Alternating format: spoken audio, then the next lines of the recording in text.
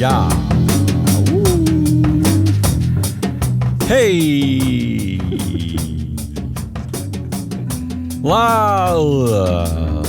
That's the way to get him in. Live from the Blackrock Voter in Action Ballroom. In action. Wow. There's a lot of dancing going on in that ballroom. No voting. It's the ESG industry's only weekly woke data podcast featuring analyst Hole Matt Moscardi. Oh, I like you got rid of the man. Thank you for not reading the copy-pasted text. Yeah.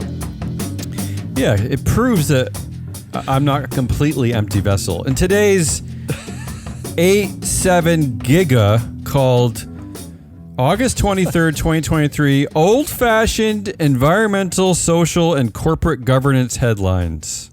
Wow. No, notice I didn't say ESG, even though I just did. Does that make it better for you, though, when I say environmental, social, and corporate governance? Does that make you feel better? No. Here's what I'm going to say. Yeah. I'm going to preempt myself. It's time to reclaim the acronym. We'll get to that later. Our show today is being sponsored by S-Gage, your ESG data solutions provider. Yes, thank you, S-Gage. S-Gage. ESG right in the title there. I was going to say, S-Gage really are the most important pioneers in the field because they're really the first ones to professionally eschew the acronym while also using it as part of their name. Because for a while, internally before we met with them, we used to call them like ESG Gauge. We didn't know what to call them. ESG. Yeah, ES Gauge. ESG yeah. But they're S-Gauge. But it's S-Gauge. Like they just went with the phonetic spell, like read on ESG with the age after it. Yeah. So maybe that's how we should rename the acronym. We should just call it ESGA. That's everyone would be confused by what you were talking about. All right, I got a bunch of old-fashioned nerdy headlines from our field, Matt. You excited? No. Here we go.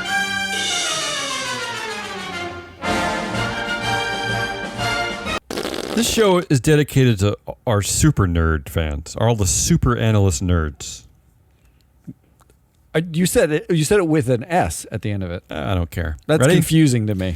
Start with the big one. Blackrock voted against a record 91% of shareholder proposals in 2023. Wow. 91%? There's some nuance, too, that's important here. They actually voted against 93% of those focused on environmental and social issues. Oh wow! Okay, and those are the ones that really are pissing people off the most, right? It's not like the bylaw things and the separating chaff and chair. All that stuff. What was it last year? Okay, do you know what it was last year? So, according to reports, this number is down from last year, where they supported 9% this year. They supported 24% in 2021. And they supported 43% in 2021. Okay. 24% in 2022, 43% in 2021. Yeah. None of those numbers have the content of the proposals, right? Because in 2021, wasn't every proposal effectively about George Floyd? Like it was climate change and George Floyd, and that was it. Yeah, but you might be exaggerating a bit. I think that. Predominantly, aren't they kind of stuffy corporate governance proposals? I mean, yes, right? But they're saying E&S proposals. They're not saying overall, they supported 43% of ESG proposals in 2021.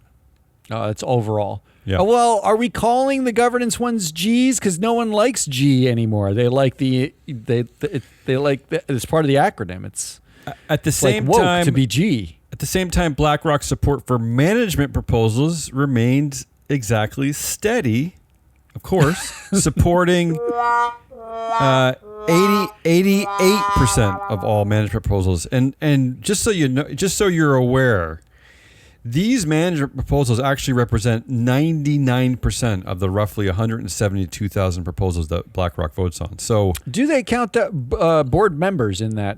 Yes, that's a management proposal. That's right. Exactly. So here, let's be honest. BlackRock is in support of the average BlackRock vote Like 96% for is the average director vote. BlackRock votes for almost every single director. In fact, we pulled data on a BlackRock fund. Out of 800 votes in that fund last year, they voted against like 20 people, right? Like, and those 20 people, they write up a little blurb on it, and it's usually looks like Glass Lewis wrote them on a napkin and handed it across the BlackRock table. So they vote for almost every single director anyway. You know how they really, always... the E and the S proposals is just the same thing now. They just vote for whatever management says, right? Which is to vote against. I wish they'd include a blurb as to why they are supporting a director, not just why they are voting against a director. Oh, that would be amazing. Right? I mean, just tell me each year why you feel like this director should be reelected. Can you imagine them having to write far-fetched. 170,000? I'm sorry. It's not that far-fetched of a request. I mean, if you're already doing your job, if you're already doing the due diligence to make these decisions, you could write one sentence about what this director, why they deserve re-election. Hold on a second. Uh-oh. You just said if you're already doing your job. That's a big assumption. If you're doing your due diligence. Come on. BlackRock said the reason why the voting record, why it keeps falling, is because so many shareholder proposals were overreaching, lacking economic merit, or simply redundant. Oh, you know what I like there? They made an effort to say lacking economic merit to show this is how fucking capitalist we are. Look at us. Now, State Street, their numbers are also down, but there's a much bigger, much different picture going on over there at State Street. So State Street supported 49% of all these proposals in 2021, which is roughly in line with BlackRock's support. Remember, BlackRock's was 43%. It's about the same. Yeah. State Street dipped to 44% last year and now to 32% this year. But that's a more reasonable dip. It's still okay. I think that's kind of in line with the general market. Whereas BlackRock's fall it's pretty stunning. I know that they're claiming redundancy as a part of this, but. And they're also claiming that since the SEC is allowing more shareholder proposals to come through, that they're pushing through a lot more proposals that are just kind of wankerish. How soon until BlackRock fires the entire stewardship team? Why do you have a team? Why do you need them? What do you need them to do? I mean, it just sounds like they cost a lot of money to say yes to management. I don't want to crap on that team because... I want them to buy our data. Well, because I think we can actually help them. I think we can help them identify ways of creating more board vacancies. And I also think we can help them support more shareholder proposals if they just want to get into a more nuanced discussion. I'm here for them. Call me. I'm here for them too. But I'm worried for them because Larry seems to be hiding under a rock about ESG now. Think about that though, Matt. From 43% support to 9% in 2 years. That's remarkable. It's remarkable. With no policy change, that's a remarkable drop. I want to know two things. Number one, what is the difference in the content of the proposals themselves? They say they're redundant and overreaching, right? I think there's more F-bombs now, a lot more vulgarity. But we're including in those E&S proposals all of the incredible rise of ESG proposals, right? Which means you're diluting the pool with some of those. A little bit. Okay. So, and then number two, I want to know how many proposals don't get on the table, right? Yeah. Like, because once it makes the proxy, then it's like a kid throwing a tantrum about cleaning their room. Like, I'm not going to clean my room. And then it's like, okay, now there's a punishment. I'm going to vote. I'm going to vote on the proxy. But they must have a conversation beforehand. Sure. If they think it's warranted. So how many of those get settled before they ever make the proxy? Moving on, DeSantis Disney appointee resigns after breaking Florida state law. So this is Glenn Gilzine. Nice of him to resign after breaking the law. Good. So remember here, Matt, the story was that Glenn Gilzine couldn't be the chairman of Florida's Ethics Commission and have a board seat on the Central Florida Tourism Oversight District. Of course, he decided to pick the one that pays him $400,000. But here's the thing that it's kind of blowing my mind about the state of Florida and the state of corporate governance in general. Glenn admitted that he was unaware of this conflict of interest in his resignation letter until media reports told him. This was the chair of Florida's Ethics Commission. He didn't know that the conflict of interest even existed. The chair of the Ethics Commission. I mean, startling. Come on. There's a lot of laws to parse through in Florida. I mean, it's one of the most bureaucratic states. I'm just saying. It's hard to know everything. The G20 pledged to end fossil fuel subsidies in 2021 and then quadrupled them in 2022. Oh, wow. Well, wait. They ended them for the year they said they would. So in 2022, the volume of public money flowing into coal, oil, and gas at the world's 20 biggest economies hit a record $1.4 trillion. Of this, $1 trillion went towards mostly to our consumers. They're saying the bulk of the subsidies were aimed at consumers in a bid to contain the fallout from Russia's invasion of Ukraine. Are you okay with that excuse? I mean, they didn't. In fairness to them, they didn't know that it was going to be like the warmest winter on record. Although they should have, because they had been giving oil companies so much money for years before that it warmed up the climate. But does that mean that number's artificially low? It would have been even higher if it had been a cold winter? No, my guess is that they gave that much money. They overgave. Okay. They overgave. So they're probably wondering if they can get some back. But at the same time, if you pledge to end fossil fuel subsidies and immediately have, like 1 year later, have to be like, oh yeah, about that pledge where like there's this different, the circumstances are just different now.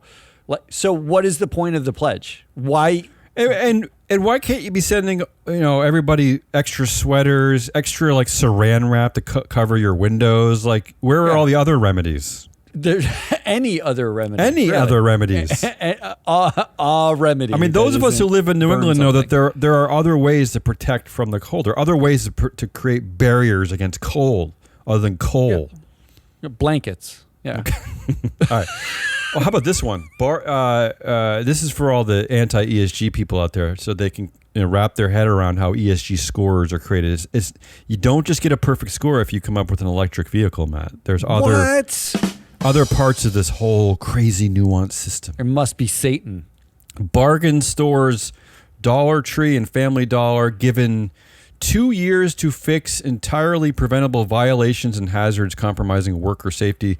So the Labor Department officials cited hazards at the stores, including blocked exits, unsafe storage of materials, and improper access to fire extinguishers and electric panels. Under the agreement, Dollar Tree is required to find the root causes of these violations that OSHA has repeatedly cited at multiple stores and fix them within 2 years. Matt, OSHA has issued 403 violations at Dollar Tree since 2017, all preventable. 403 violations. Yeah, except that OSHA's woke. Okay. But again, this is how your ESG score can fail. I like that this is only the OSHA the labor violations, and does not mention the rat infestations that have been going on at the Dollar Tree stores over the last few years. So, well, rats aren't preventable if you've ever been to New York City. Rats aren't on the payroll. So I suppose somebody else's woke organization has got to deal with them.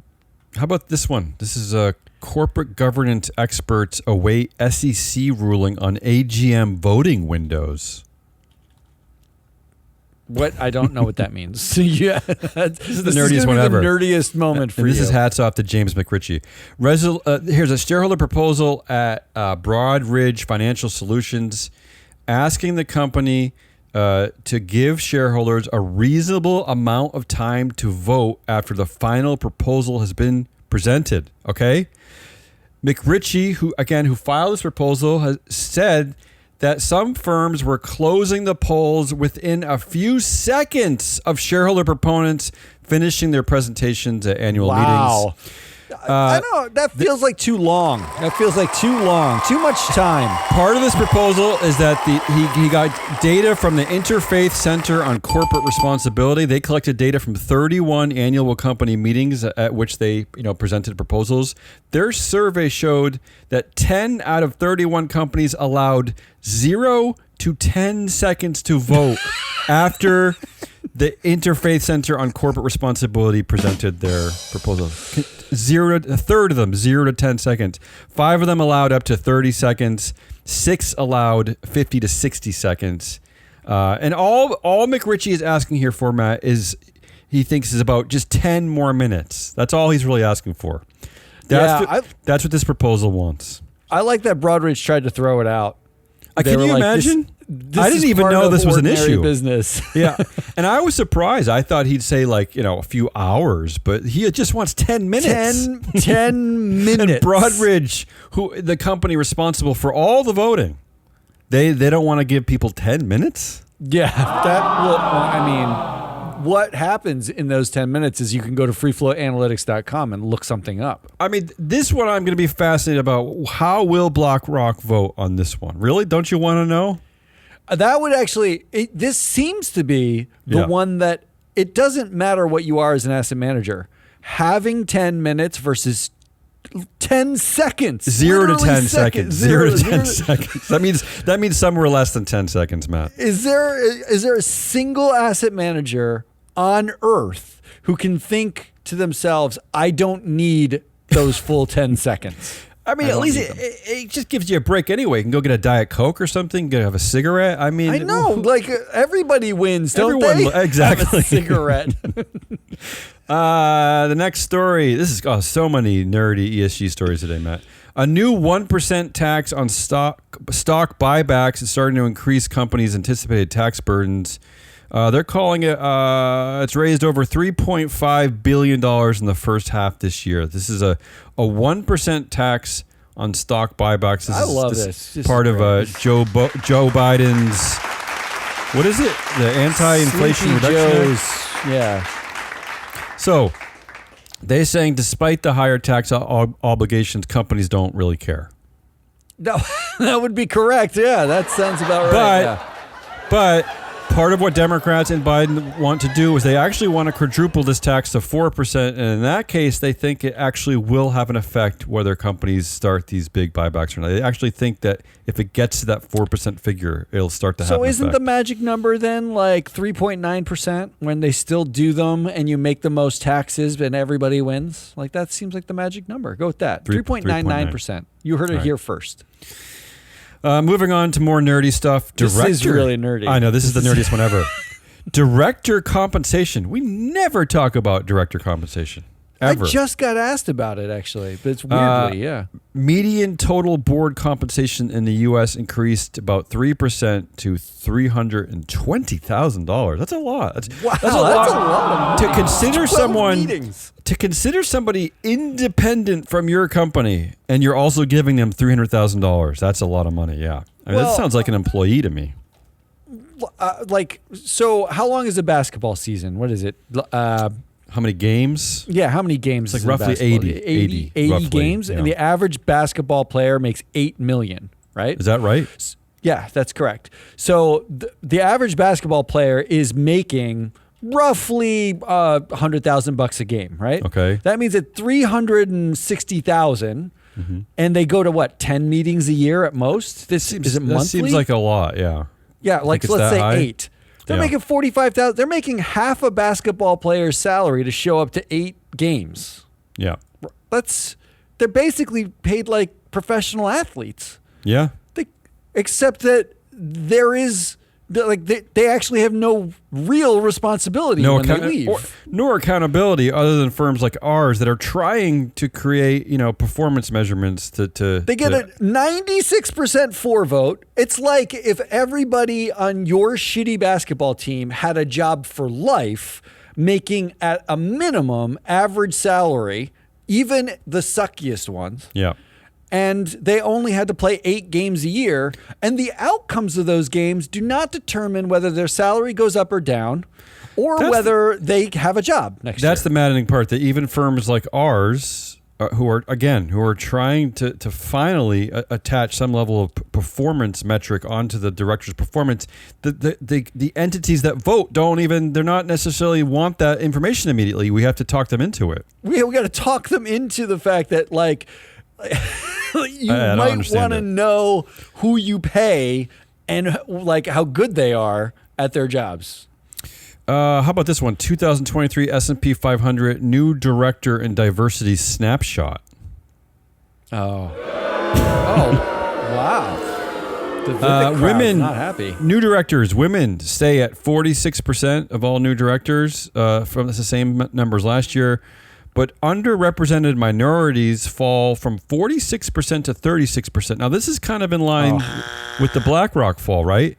So the reason for that fall is because new black directors fell from 26% to 15%. Now I'm calling this the post George Floyd effect, right?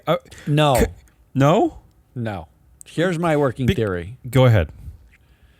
This isn't George Floyd. This isn't a reaction. We have run out of black directors to recycle. Okay. So the way that most black directors get added to boards is they had to have been on boards before, right? Which means you end up in a situation where you have, of the total number of directors, you have a very small percentage. It's something like 7 or 8% that are people of color, like are black, right? Of that, we're not adding more people, right? We're actually going inside that 8% and saying, we need a black new director on my board. You have experience. Let's put you on my board. But at some point, they're all on 4 or 5 boards. And now it's like, well, we don't have any more to add because no one's going out into the world and saying, oh, there are actually really, really, really, really super qualified people who just haven't been on a board before. I could solve this for you. That's my guess. I can solve this for your American companies. How about you let an employee representative on your board, and then you've just opened up your talent pool? Oh. I guess the crowd's warming up for the GOP debate tonight. Here's the one demographic that always gets beat up in this, unfortunately. So they compare the numbers on the S&P 500 directors to actual census, the actual U.S. Census, right? Yeah. That sounds like MSCI stuff we did back in the day. Of course, women suffer. They represent 33% of the board, but they represent over 50% of the population. But the group that truly suffers, black directors actually is almost in line with the U.S. Census Bureau. 11% of the board black, but 14% of the population black. It's Latino. It's Hispanic and Latino directors. It's shockingly only at 5% of the board, yet 19% of the population. Wow, that is horrific. So I think that's the group that always loses in all of these studies. Oh, God. Can we do a less depressing nerdy subject next? All right, then maybe I should skip over the next story, which is the state of diversity in global private markets, a McKinsey report. How about I think you know what to expect out of that report. Yeah, basically, I know what to expect. In one quick takeaway, it's not good. It's going to take several decades before the PE industry achieves gender parity at the principal and managing director levels. Although I will say there's a little bit of good news if you live in Asia or America. They say it's going to take over 6 decades to reach gender parity at these senior levels in Europe, but only 3 decades in the Americas and only 2 decades in the Asia Pacific. Wow. So America beats Europe for once on something. That's what we need to tell the people. patriarchy is strong in Europe. Congratulations. It actually is really strong in Europe. In fact, we sent data to the Danish Minister of Diversity, which is a thing. Yes, it's a cabinet level position. Cabinet level position. And the data we sent them suggests that despite the fact that they have gender quotas for the boards, the power that the women have on those boards is some of the lowest in the entire world. Like they kept the patriarchy even while increasing the number of women on boards. That's impressive. This cabinet minister, she loved that data, right, that we gave her? She did. She loved the data, yeah. Finally, British CEOs also get a pay rise. They get a 16% pay rise last year. The CEO pay ratio is now up to 118 to 1, up from 79 to 1 in 2020. Although this pales in comparison to the U.S. Come on, guys. The U.S. pay ratio is 272 to 1. So I mean, but hey, USA. Yeah, okay, but I don't want every article to be U.S. centric. I wanted to give props to the British CEOs who are getting these beautiful pay rises over there. That's Britain. very nice of you. You're so inclusive. That's it. That's all I got. All right, let's do something else. Which is to say, I had constructed, like an ESG rant of a sort. Oh, that sounds new for you. It's not new. If you've listened to the show, this show is coming up on its 4-year anniversary. Jesus. Yeah, it's been that long. If you listen to the show, I've done them periodically, if not every day, for stretches of time. I wrote the rant in the form of I'll tell you what triggered it. I saw these two headlines basically back to back. Yeah. The first headline is how conservatives use verbal jujitsu to turn liberals' language against them. The article is about how for decades, and I mean decades, the conservatives in the United States would take things like the civil rights movement and rebrand it as states' rights. They would take desegregation and call it forced busing. They'd call community activists communists. They would take a liberal idea and then make it a pejorative so that when you said desegregation, that it would trigger a pejorative. Matt, they're even that calling... continues now. Yeah, they're even calling things like affirmative action racism, reverse racism. Reverse racism, right? So they took the idea of racism, which is we know is an embedded systemic thing. Capital R racism. Into a pejorative, effectively, by saying racism, any helping of anyone of another race that's not white is reverse racism. That's what we're doing, right? So woke, as we know, has been rebranded as a pejorative. Being woke, it's like a woke mind virus, and it's now the centerpiece of conservatives. And ESG is part of why it is part of that. ESG is now political, right? It's woke, it's political, it's whatever. ESG has become a conservative pejorative. So I got all upset about like how good they are, conservatives. I mean, at this game, taking something like that was like social justice and turning social justice into a pejorative. Matt, it's always easier to deconstruct than it is to construct, right? Of course. Yeah. Of course. And I'm picturing and when I say that, I am picturing a 6-year-old boy kicking down a little girl's Lego building she just spent 7 hours building. That's correct. Right? Because her joy in that 7-hour process of designing, building everything equaled his joy in the 3 seconds it took for him to destroy it. Well, that's a good analogy because effectively the ESG part of this, I felt exactly what you're talking about. For 15 years, we've been in this space. Building our Lego castle. And only to watch Larry Fink say, we're not going to use the acronym anymore. Fuck the acronym. Everybody's like running away from the acronym. And then I saw this headline. Yeah. It's time to dismantle this circus. ESG has served its purpose, says BlackRock's Tariq Fancy and DWS's Desiree I was going to say Fixler. it was probably one of those two anti-ESG whistleblowers. Like these are people who are supposedly whistleblowers from the inside who were saying their firms were greenwashing. And kudos for whistleblowing, but shut the fuck up, okay? Because here's where I got ranty about it. Swallow your whistle. That's what Matt's saying. What's happening is like they're talking about how it's been politicized and it was all greenwashing. No, it wasn't. It was always data. And it was people who used the data. Ratings were opinions and ESG was data. And people would use the data for whatever they wanted to use it for. And the fact is, you and I both know, most people who bought ESG data or ratings had no fucking idea what they wanted to do with it. They bought it because they thought they could sell it. And when I see, effectively, the ESG snowflakes start dropping the acronym and saying it's time to retire the acronym, I'm starting to think I was one of those people who said kill the acronym. I have a clip of it. You ready? For you want to hear? A very different reason. Yes, of course. This I love this clips. is my mea culpa. I'm going to play it right now. This is from December 11th of 2019. Oh, good for this you. Is a very long time ago. Pre-COVID. Pre-COVID. This is before ESG was the biggest thing in investing. Here is what I said. The fact is, the acronym has become a catch-all for anything that doesn't fit neatly on a financial accounting report and therefore is totally meaningless. Can we please, pretty please, this is my op-ed, this is my plea to the ESG industry, consider killing the acronym. That's what I said. That was your... kill.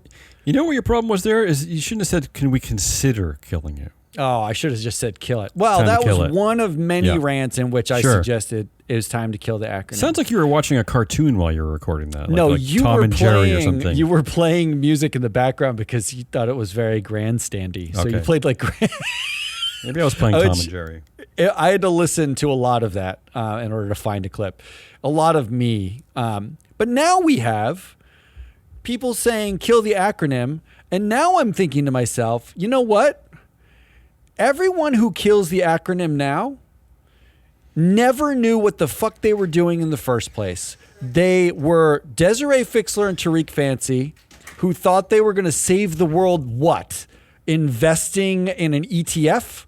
They thought like selling an ESG product line. Did they? In fact, did they really think that, or were they self-promoting their next stage in their career? I don't know, and I don't care. What I know is that they walked away like jaded about what ESG does, having never looked at an ESG. How many data points do you think Tariq Fancy went out and collected for companies, ESG data points 20 years ago when there was no data? Honestly, how many ratings did he build? The over-under on that one is like 0.7. I mean, that you're close to 1 is pretty good, right? I like that.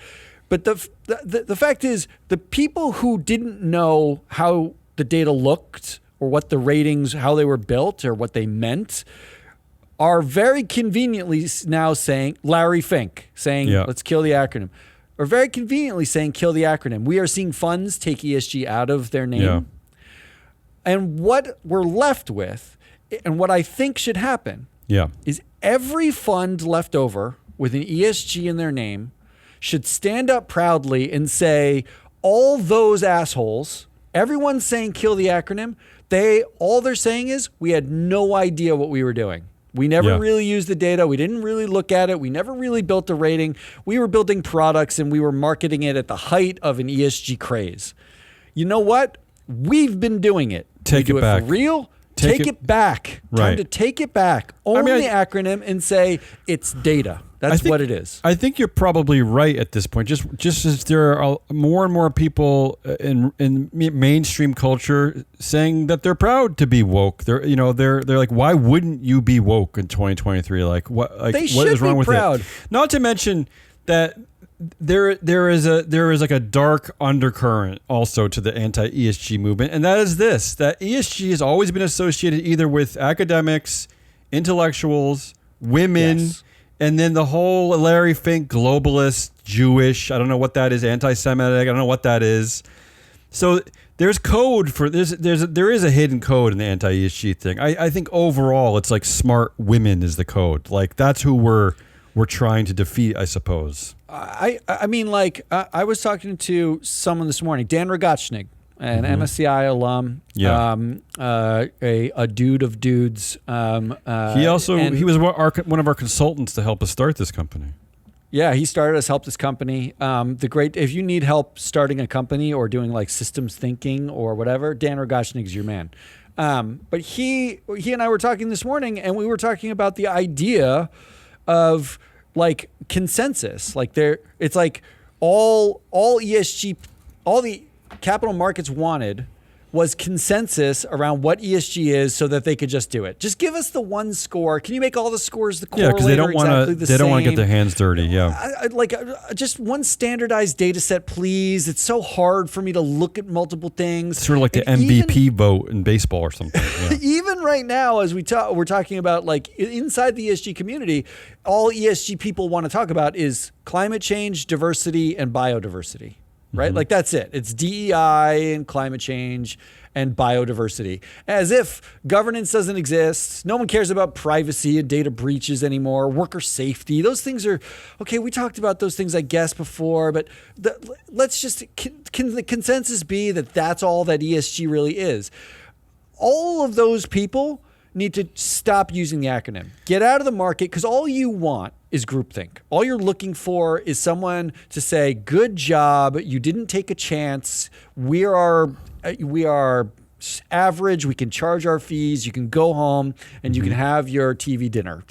Excellent work. We're really happy that you're mediocre. But everybody who's using ESG as a data set, that they use a broad data set where they can use to make decisions, I think they should start buying ESG expert T-shirts, showing up on podcasts, from us only, and fucking railing against everybody else. That's what I think. The reality is, and this is sort of where we were 15 years ago, although we made a lot of progress in this industry. The reality is that the only real problem in this industry, other than, fighting off the patriarchy, the patriarchal assholes, the Viveks and all those people, the only real problem is that we still need more data. We need more disclosure. But that's the only real issue, is that we still need more to make this a better product. I want all the snowflakes at scale, which is difficult. Look, and I'm talking to you conservatives, because I know Vivek, Strive, you guys listen to this show, right? I think you they snowflakes, must. I want you to look at the data. You don't have to, Satan won't mind if you do. It won't turn you into a communist or a social justice warrior to look at all of the data. Whatever you do with data in your bedroom is between you and your computer. It's fine. Just look at it. And then when you're done looking at it, just see, try thinking about it and using it. Because honestly, Strive did. Aren't they just an ESG fund that says they hate ESG? They're an ESG company, yeah. It's self-hating ESG. In fact, they might even be more liberal than Blackrock at this point. But listen, they're the Italians of ESG. They're just self-hating. Strive. Stop ducking. You know how many times we've asked them to come back on the show? Well, stop ducking us. Why won't you even have a conversation about this data? Nobody wants to have a conversation. We reached out to everyone on the other side. No one wants to come on. All we're talking about is data. It's just data. It's just data, fools. That was my rant. We need more of it. We need more of this data.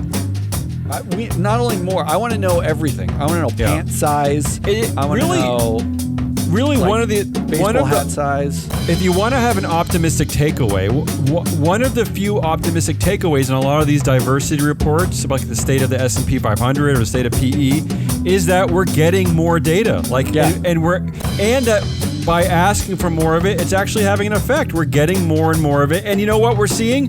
We are seeing more women in leadership positions, more underrepresented minorities. So there is a positive cumulative effect going on here. We just need more. We need more of it. Well, I don't care if the cumulative effect goes the other way. I just want the data. Let me make my own decision, you fools. True. All right, that's all I have to say. Or maybe not true. I don't know. Not much of a rant. That's Damian Morales. I'm your analyst, Saul Mascardi. We are Free Float. This show is sponsored by S-Gage, your ESG data provider. Paul couldn't show up today, but he'll be back next week. This show is also sponsored by freefloatanalytics.com. Right now, the data there is free, and I'm going to tell you right now, if you sign up for Free Float Analytics, you're going to get grandfathered into a pro plan that's going to cost everybody else $20 a month pretty soon. So get on there now, and we're going to grandfather everybody in. Until Friday's wrap show, goodbye.